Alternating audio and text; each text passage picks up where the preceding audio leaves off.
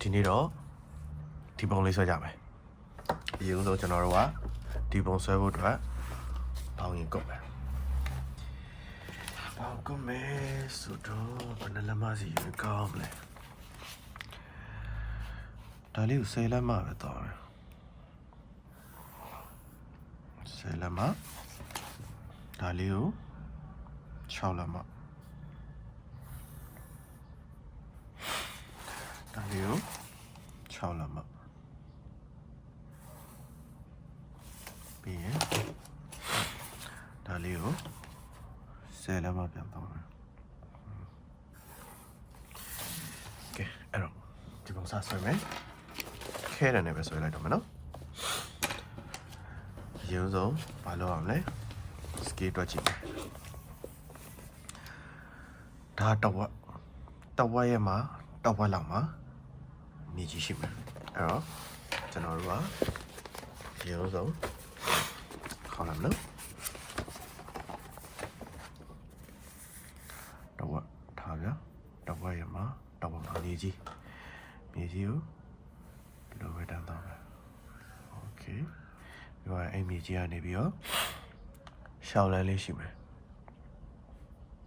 ရှောင်းလန်းလေးကလည်းတဝက်လောက်ကိုသွားတယ်အဲ့တော့ဒီတော့မယ်โอเคပြီးတော့ဒီဘက်ကိုသွားမယ်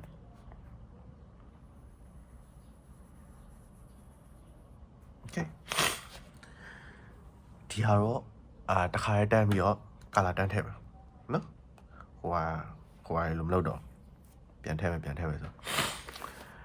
အဲ့လေအိမ်စားပဲလုပ်လိုက်တော့ကဲပြီးသွားရင်ဒီဟာကိုမြင်းဖြောင်ဆွဲမယ်ပေရန်3လိုက်တော့လွယ်တာပေါ့နော်ဒါပေမဲ့ကိုမလဲဘူးပေရန်မသုံးဆွဲကြည့်မယ်1 2 3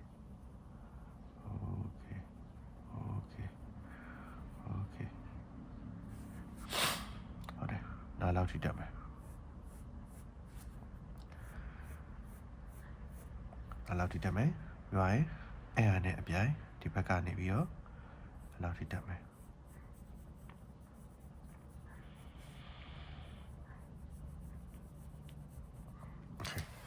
ပြီးရင်ကျွန်တော်တို့ကဒါလေးကိုတစ်စောင်းလေးမြင်ရလားမသိဘူးအဲ့လေးထည့်မယ်ဆိုတော့စောင်းထားရပြဟုတ်တယ်ဒီလိုက်ရဲ့နည်းနည်းပုံမြင့်မယ်မြင့်ပြီးတော့စောင်းပါဆိုတော့โอเคလိုလေးသွားမယ်ဒါကနေလိုသွားမယ်ပြီးတော့ဒီလိုသွားမယ်နော်ပြီးတော့မှကျွန်တော်တို့ကဒါကိုဒီလိုသွားမယ်ပြီးရင်ဒါကိုဒီလိုသွားမယ်โอเคပြီးရင်ဒါကိုလိုသွားမယ်ဟာဆိုပဲပြီးရင်ဒါကိုဒီလိုလေးတက်မယ်ဒါကိုဒီလိုလေးတက်မယ်နည်းနည်းလေးပို့တက်မယ်ပြီးရင်ထုံးစံတိုင်းဒါလေးကိုနည်းနည်းဆောင်းမယ်ပြီးရင်ဒါကိုကွက်တိလေးကနေလိုလေးတက်မယ်သူနဲ့အပြန်မယ်လိုလေးတက်မယ်ပြီးသွားရင်ဒါကိုကြတော့လိုလေးနည်းနည်းဆောင်းမယ်နော်โอเคအဲ့ဆိုတချမ်းရပြီအဲ့ဒါကိုကြတော့ဒီနားလောက်ထိသွားမယ်နော်နားလောက်ထိကျွန်တော်တို့ကဒီကနေပြီးတော့လိုလေးဆက်မယ်ပြီးရင်နားလောက်ထိသွားမယ်လိုလေးသွားမယ်ပြီးရင်ကျွန်တော်တို့ဒီနားလေးမှာမှားသွားပြီနော်ဒီ line ကိုကျွန်တော်တို့ကဒီလိုရောမှာဖြစ်လား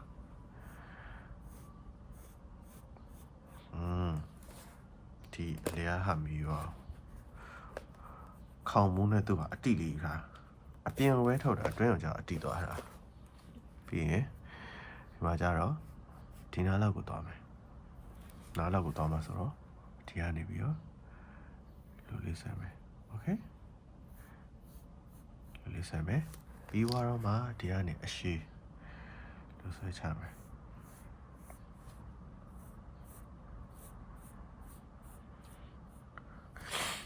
ပြီးသွားရင်လေကလမ်းရဲ့ထိန်နာလေးမှာပဲဒီကလေးရှိမှာ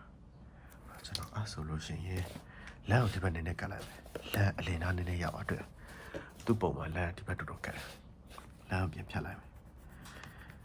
ဖြတ်မယ်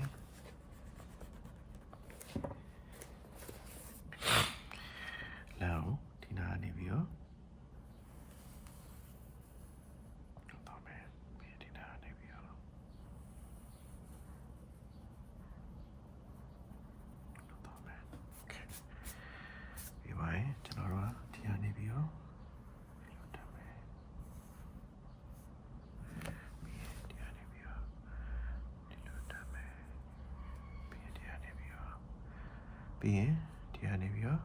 လွတ်လေးသွားမယ်ပြီးရင်ဒါကိုခုံလေးထောက်မယ်โอเคအဲ့ဒါဆိုရပြီဒါကလေးပုံဆွဲပုံလေးပေါ့နော်လွယ်ပါတယ် easy ဆိုပြီးဆွဲလို့ရတယ်ဒီနားလေးမှာတွေ့လားဒီတော့လေးမှာအခုံးလေးတစ်ခုရှိတွေ့လားအနောက်ကတက်တော့ပုံလို့အဲ့လေးကိုကျွန်တော်ကဒီနားလေးမှာလွယ်လေးထည့်မယ်ပြီးပါရင်ဒီဘက်မှာဒီတေးသေးလေးကနေစမယ်တေးသေးလေးကအိမ်ခေါင်မိုးနဲ့ level လောက်ကနေဒီလိုမျိုးကွေးလေးတစ်ခုလာတယ်ပြီးသွားရင်ဒီပေါ်ကနေပြီးတော့လွတ်လေးလာတယ်ခေါင်းထိသွားပါဆိုတော့ဒါကိုလွတ်လာမယ်ပြီးကျွန်တော်ကဒီကနေပြီးတော့ဒီဘက်သွားမယ်ဒီဘက်ကနေဆွဲရပုံစံပြလွတ်လေးလာမယ်ပုတ်ခေါ်ရပြပုတ်ခေါ်လာလက်ကိုနည်းနည်းအနီးကပ်ယူလိုက်မယ်ပြီးရင်လွတ်လေးခုံလိုက်မယ်ပြီးဒီကနေပြီးတော့လွတ်ခုံမယ်ဒီကနေပြီးတော့လွတ်ထပ်ခုံမယ်ပြီးဒီကနေပြီးတော့လွတ်ထပ်ခုံမယ်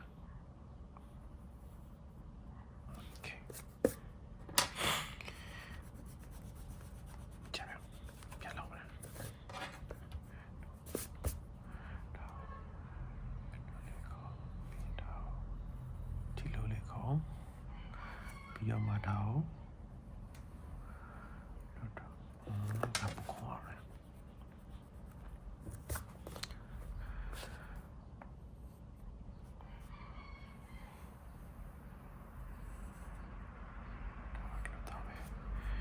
ပြီးတော့မှဒါလာမယ်โอเคတဲ့တော့ပုံပါဗျာဘာညာပေါ့အဲ့ရနည်းနည်းလေးတော့မြင်သွားသေးလားအဲ့တော့အခုဒီမှာတိန်ဆွဲမယ်တိန်က1 2 3အဲ့တော့မှာ1 2ဒီနားလေးကိုဖြတ်လိုက်မယ်နားလေးကိုနည်းနည်းဖြတ်လိုက်မယ်တိန်ဆိုလုံးလေးတော့ကောင်းတယ်ဒီခုကျတော့တိတ်မချုံသေးလားပြီးတော့ဒီတစ်ခုကိုလည်း1 2 3 oh shit sorry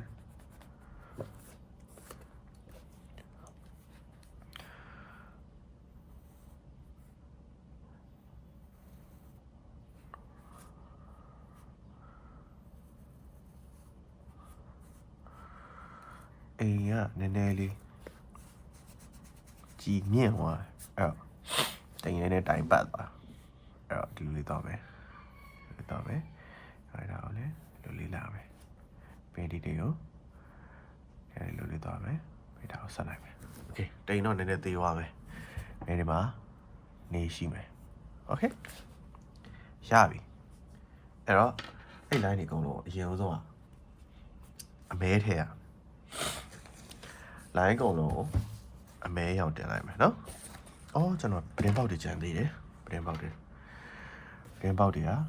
ဒီမှာပရင်ပေါက်တစ်ခုပေါ့နော်ဒီပရင်ပေါက်လေးထားမယ်ပြီးရင်ဒီနားမှာပရင်ပေါက်လေးတစ်ခုထားမယ်ပြီးဒီမှာလူဝင်တဲ့တကားလေးထားမယ်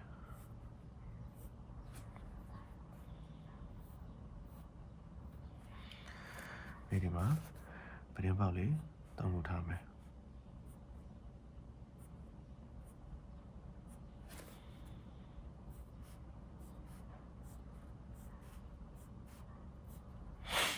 ဒါပဲအဲ့တော့ထုံးလိုက်တိုင်းအောက်ကဆိုင်ခံဒီပုံတော့တပရိတယ်အပီးအောင်မှချဲသွားမယ်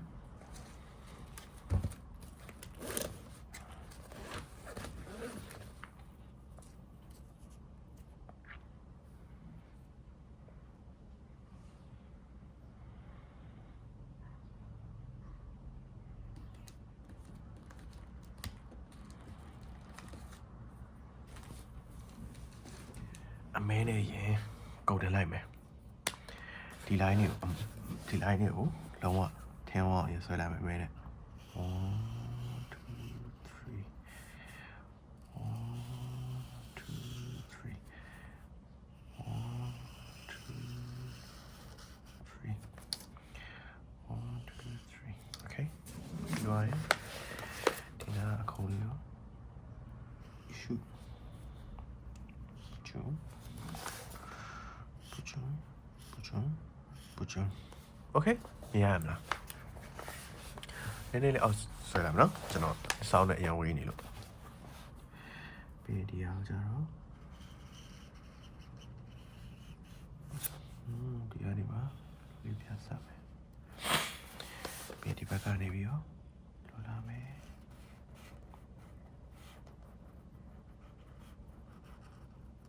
ဒါလေးတော့မယ်ဒါလေးကိုဆက်မယ်တော့လေးလောလာမယ်ဒါလေးတော့မယ်ဒါလေးလောဆက်မယ်ပြီးတော့ပြောတော့မယ်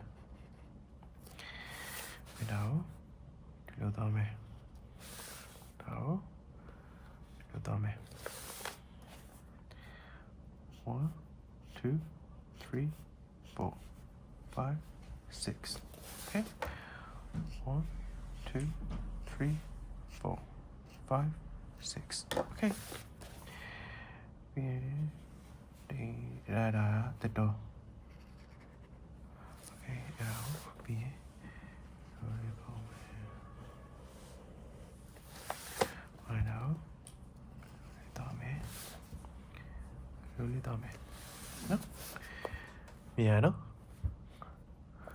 1 2 3 1 2 3 con rồng nó chú ra pin đi bà đi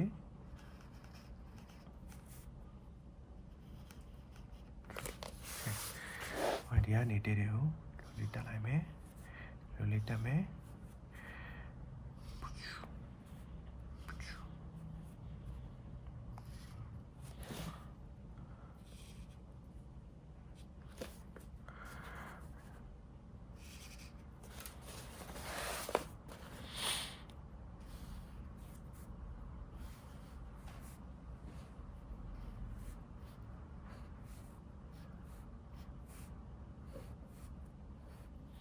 Okay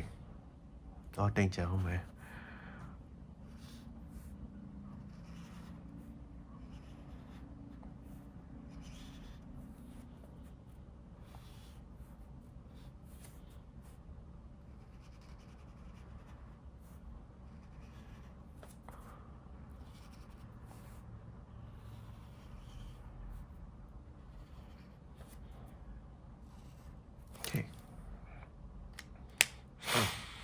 မဲကိစ္စပြီးသွားပါပြီ။ရောင်ထည့်ပါမယ်။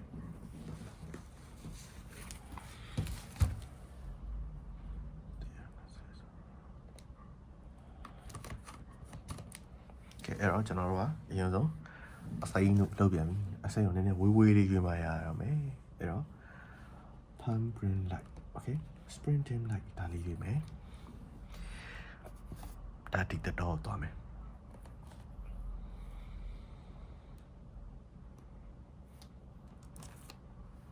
ဒါကျန်ငင်သွားမယ်။မြက်ခင်းသွားမယ်။အဲ့နှစ်ခုရင်ထဲဆွဲလိုက်မယ်နော်။ကဲ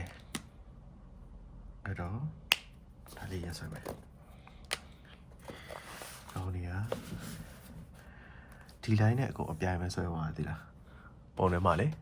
တတ်ကြီးတကူတကလောက်ထားမှမရှိဘူး။အဲ့ဒါတော့ပဲအပြိုင်လိုက်ဆွဲမယ်။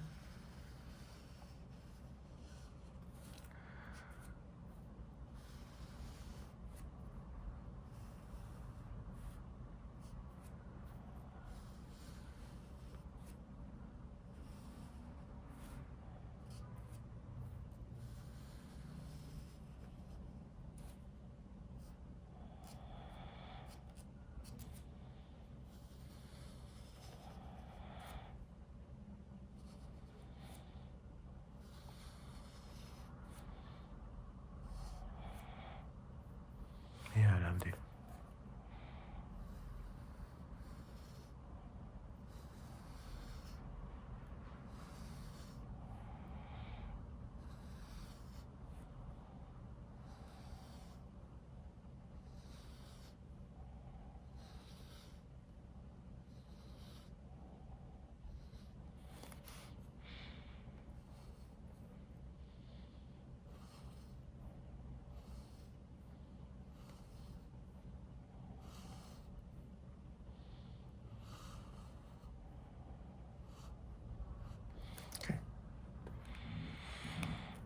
အဲ့တော့ဒီစိန်ကိစ္စပြီးသွားပြီဒီစိန်က55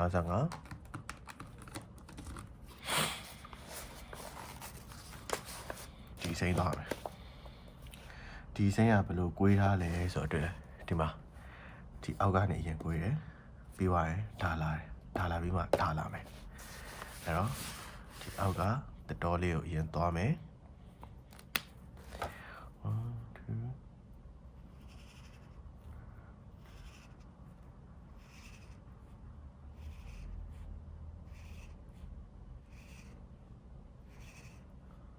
ဒါအကောင်လုံးကလေကျွန်တော်အဝိုင်းနေကြလေဟိုတန်တဲ့ဘက်ကဆိုရင်ပိုလှရသေးလား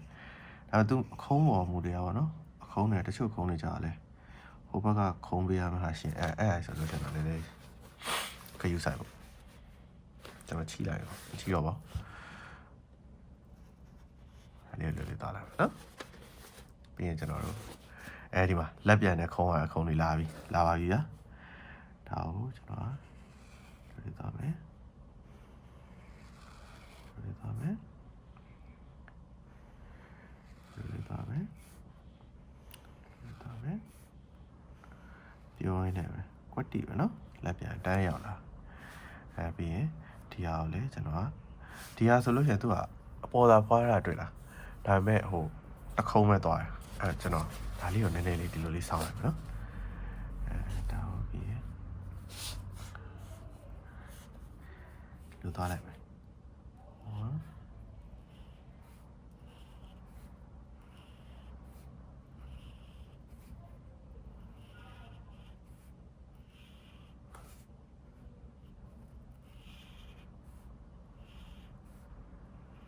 โอเคတော်လေးဒီတော့မှလည်းလိုက်ဖြည့်လိုက်မယ်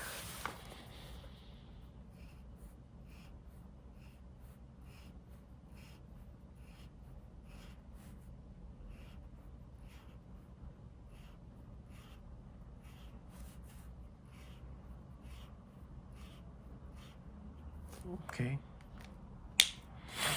တော်ပြီးပါပြီနောက်တော့ပြဒီအောင်မြင်းချီရောင်လောက်ဖြစ်မယ်နော်အဲ့ရောင်ဆိုရင်ဘယ်ရောကောင်းမလဲ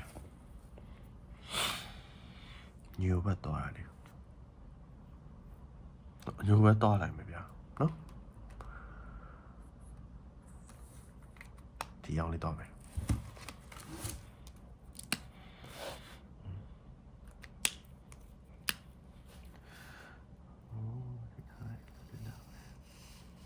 ကွက်တီပဲလိုချင်တဲ့ရ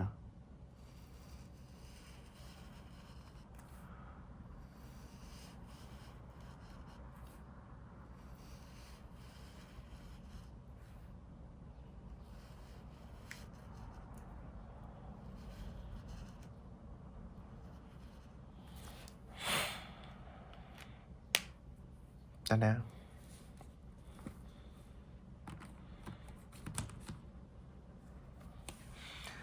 အဲ့တော့ဘာရောင်ချန်သေးလဲ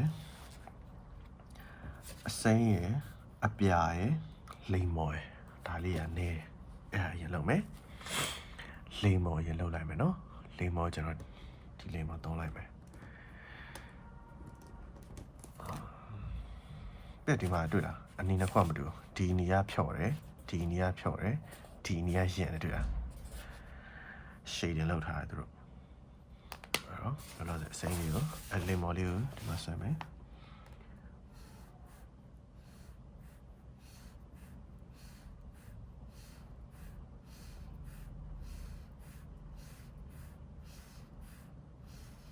โอเค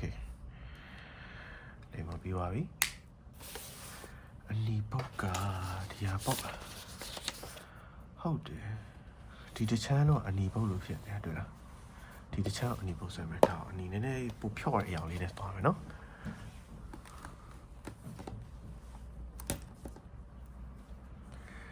အဲ့တော့အနီပုတ်ဆိုတာဒီမှာပဲ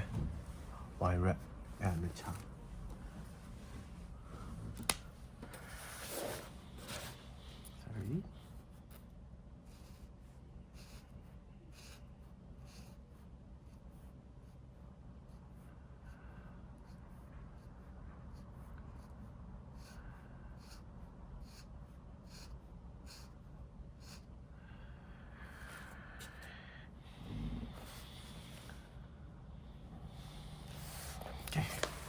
ရှည်လေးဆွဲရအောင်လားဒီလည်းမြင်လား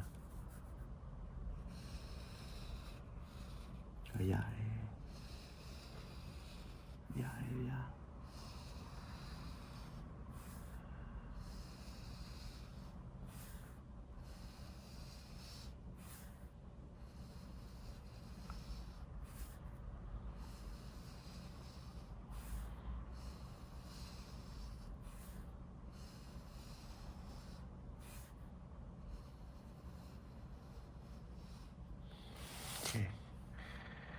ဒီမှာကျွန်တော်တို့က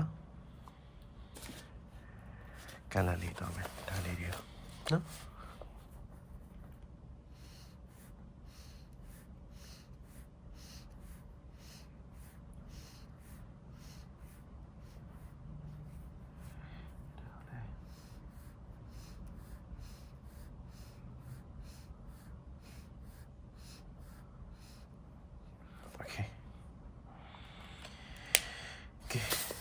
အဲ့တော့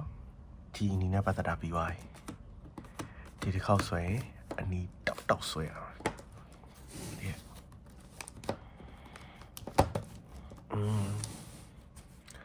ဒီကပရင်ပေါက်ပြလေးထည့်လိုက်မယ်ရင်ပရင်ပေါက်ကိုပြန်အောင်လေးထည့်ရမယ်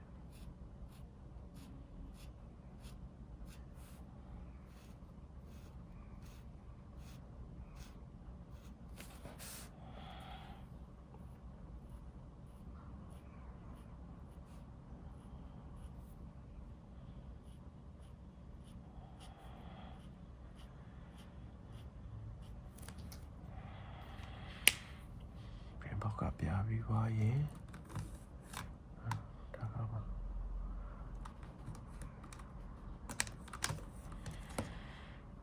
အစိမ်း tube green ဘယ်နမတောင်းလိုက်မိတယ်မမမိတော့ forest green နဲ့တွားလိုက်ပဲဗျာ forest green နဲ့တခါဆွဲလိုက်မယ်နော်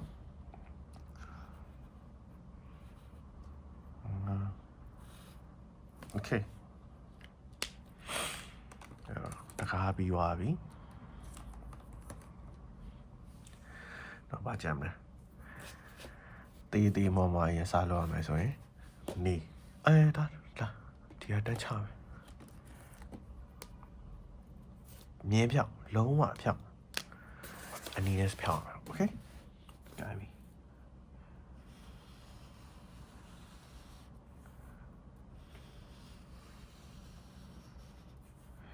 စိတ်ကိုရှိထားဖြည်းဖြည်းပဲဆိုရတယ်ဒီလားမြင်းနေဖြောက်မှလား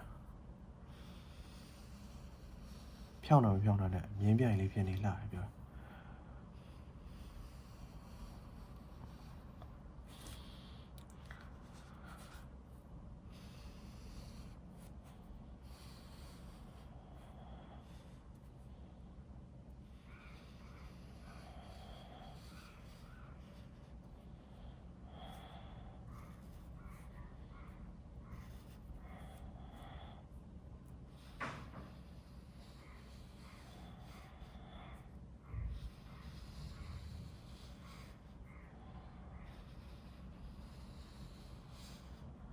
ကျွန်တော်သိမလားတော့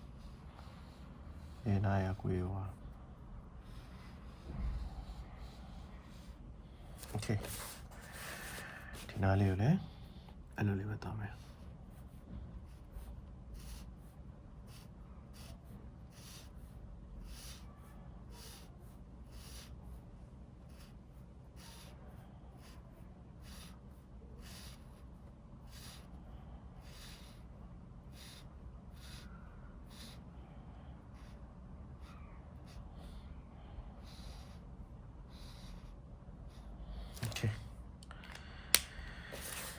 တိတ်တော့မလာပါဘူးเนาะနည်းနည်းလေးစောင်းသွားလင်းတိုင်းလည်းဘိုက်တွေပူနေတာအဲ့တော့နေရောင်ထည့်ပါမယ်နေရောင်ကိုdark yellow ထည့်ပါမယ်နေကွေကပုံမှန်တိုင်းပဲလူလေးကွေးဝါရတယ်လူလေးပဲတောင်းမယ်1 2 3 4 5 6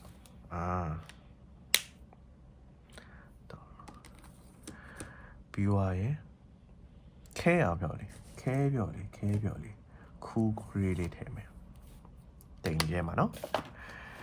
သူကဒီဘက်ကလာတယ်ဒီနားလေးမှာပြန်ခွဲကျွန်တော်လည်းအဲ့လိုပဲသွားလိုက်မယ်1 2 3 4 5 6 7 8 9 10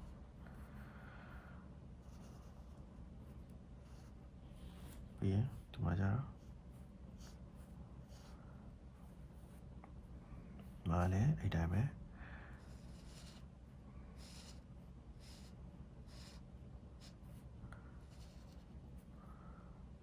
ပြီးတော့မှဒီနားကနေပြီးတော့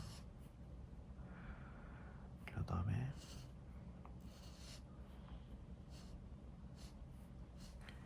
โอเคနားလေးလူလေးတော့မယ်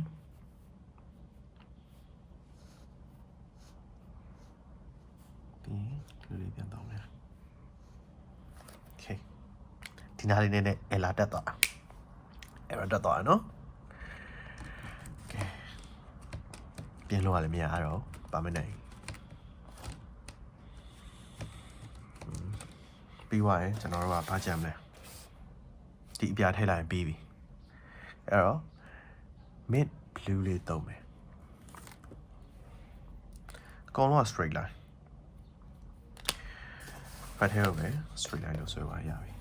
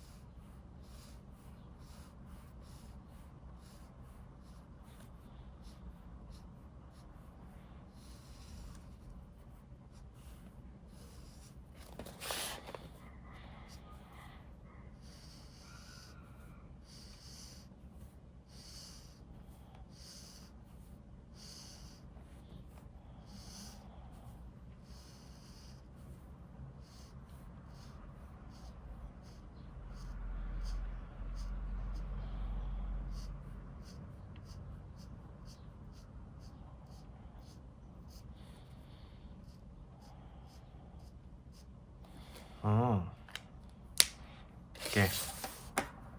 ဆိုတော့ Line to Life episode 5ပြီးပါပြီဗျာ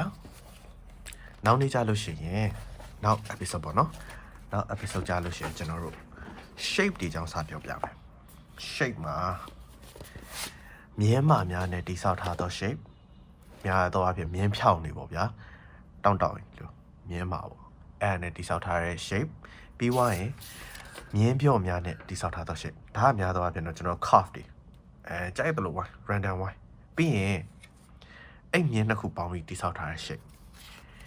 အဲ့အကြောင်းလေးကြောင်းပုံဆွဲကြည့်ကြမယ်ရဝင်မယ်ပေါ့အဲ့တော့ကျေးဇူးတင်ပါတယ် bye bye